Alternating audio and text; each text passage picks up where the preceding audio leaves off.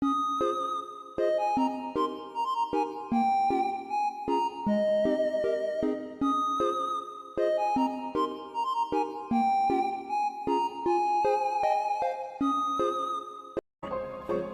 dengan saya, Egi Sarasanti, dalam acara Pembinaan Bahasa dan Sastra Indonesia.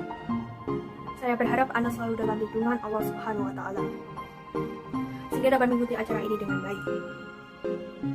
Pada kesempatan kita akan membahas masalah memilih dan memilah kata dalam berbahasa Indonesia. Dalam setiap aktivitas manusia, selalu dihadapkan pada upaya berpikir dan melahirkan hasil pemikiran mereka dalam bentuk ujaran atau bahasa. Oleh karena itu, kapanpun, siapapun, dan dimanapun kita berada, selalu terikat oleh aktivitas berbahasa. Tanpa bahasa, entah apa jadinya hidup dalam proses kehidupan ini.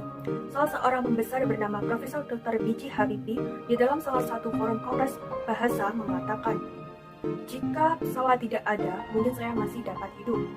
Tetapi, bila mana bahasa yang tidak ada, maka entah bagaimana kehidupan saya."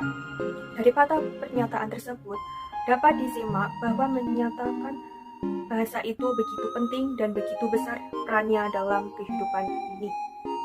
Oleh sebab itu, hendaknya kita sebagai makhluk manusia yang sekaligus sebagai pencipta dan memilih bahasa bersikap positif dan arif terhadap bahasa yang kita miliki. Manusia tidak boleh seenaknya dan semaunya menggunakan bahasa. Artinya, seorang yang berbicara atau berbahasa hendaklah memiliki kontrol yang baik pada alur bicaranya, terutama dalam memilih maupun memilah kata. Oleh karena itu, kemungkinan yang menjadi lawan bicara atau yang menjadi pendengar pada saat pembicara itu langsung terdiri atas beberapa orang yang latar belakangnya berbeda pula.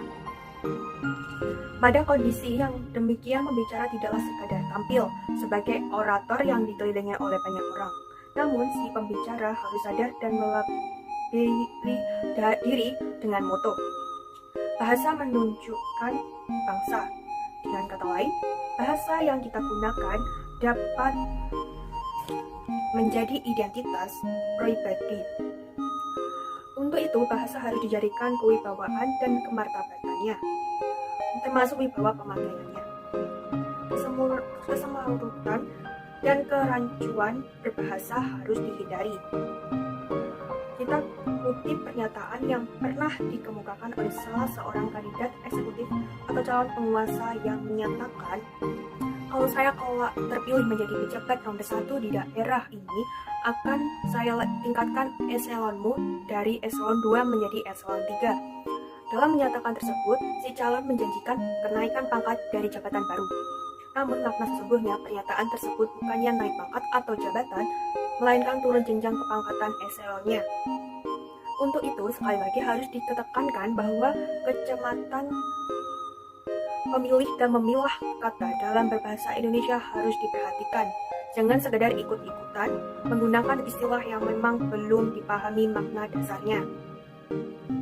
Dapat dipastikan bahwa dalam temperatur sapa, seseorang tidak diukur dari banyaknya istilah atau kosakata asing yang digunakan, melainkan dapat diukur dari beberapa jauh ia mampu memberi pemahaman kepada lawan bicaranya. Sebaliknya, dapat dikatakan bahwa seorang dinyatakan hebat dalam berpidato bila mana apa yang ia maksudkan dalam pembicaraannya itu seluruhnya dapat dimengerti oleh pendengarnya. Saudara pendengar, kurangnya istilah dan kosakata asing yang seseorang digunakan dalam berkomunikasi tidaklah mengurangi nilai gengsi seseorang.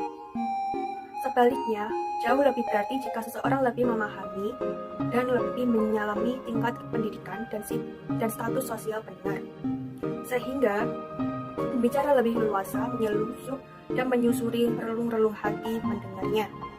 Atas dasar itu, si pembicara justru akan naik gengsi dan wibawanya.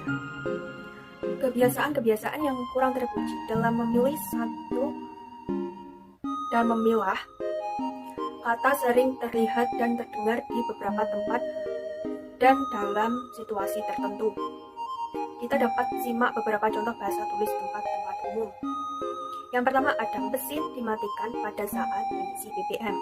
Yang kedua, tanah ini mau dijual.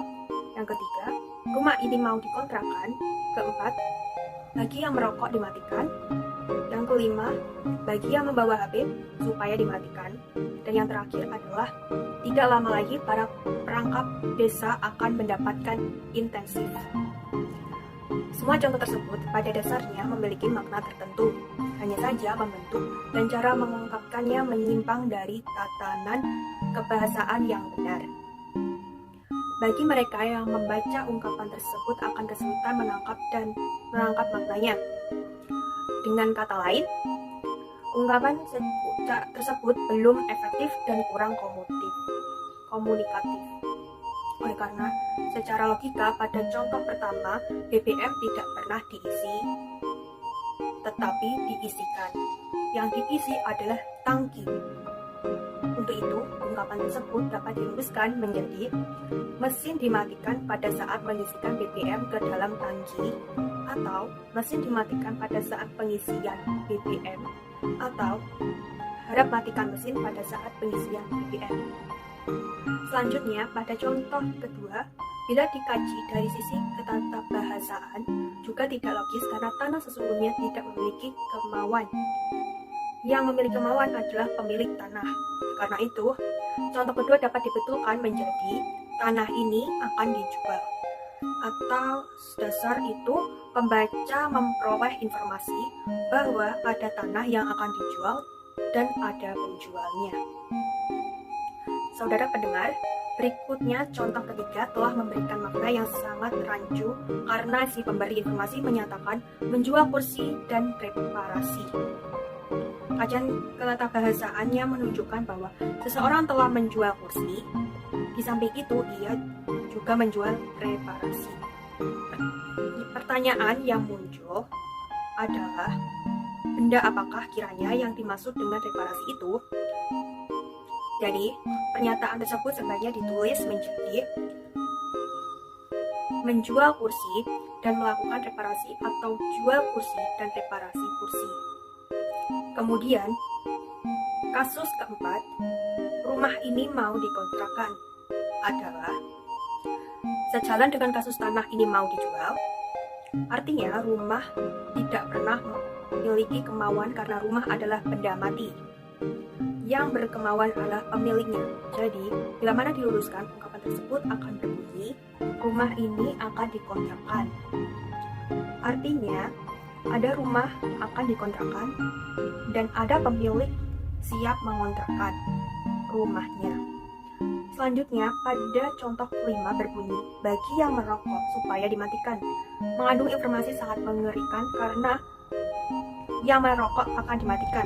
Padahal, maksud sesungguhnya dari pernyataan itu adalah si perokok supaya mematikan rokoknya. Begitu pula pada pertanyaan tulisan yang sering kita temui di dinding masjid, bagi yang membawa HP supaya dimatikan. Sesungguhnya, ini pun sangat berbahaya. Informasinya karena nantinya terlalu banyak orang yang akan mati. Oleh karena itu, jauh lebih bersahabat dan sopan sekiranya imbauan tersebut diubah menjadi mohon HP-nya tidak diaktifkan, atau supaya sholat kita berlangsung tertib dan khusyuk, hendaknya HP dimatikan. Pada contoh berikutnya, pernyataan sangat menggelikan. Dalam suatu forum rapat di balai desa, seorang kepala desa dengan penuh semangat menyampaikan pidatonya di hadapan para tokoh masyarakat. Salah satu cukilan pidato berbunyi, tidak lama lagi para perangkap desa akan mendapat intensif dari pemerintah. Bila kita cermati pernyataan tersebut, sang kepala desa akan tampak sekali bahwa kemungkinan karena semangatnya yang terlalu menggebu-gebu sehingga sang kepala desa tidak dapat lagi membedakan mana yang benar, apakah intensif atau intensif pada konteks kalimat tersebut.